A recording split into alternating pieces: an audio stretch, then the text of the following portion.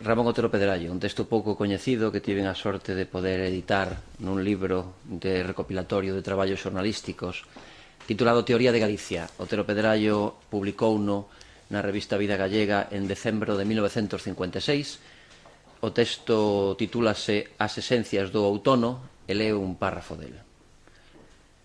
Os graves soutos van sendo pazos e catedrais da lembranza, de tal xeito que xa algúns ventos non saben espertar os seus acentos e fan o papel de bárbaros nunha xuntanza de fidalgos.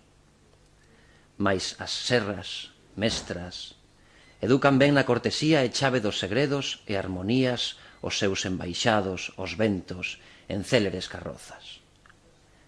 Os soutos vanse facendo un pouco sañudos, egoístas, como bibliotecarios que dispoñen dos pergameos das follas muchas e gardan dun ano para outro as esencias dos outonos nos coracochos.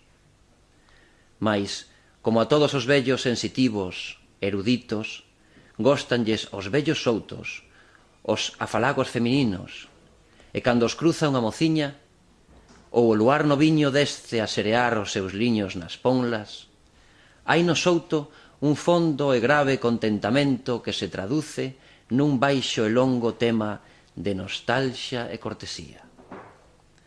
Entón descen as primeiras follas con ar de randeante saúdo cortés e os ourizos sorrín, deitando cun levián aplausar os tercetos dos seus froitos.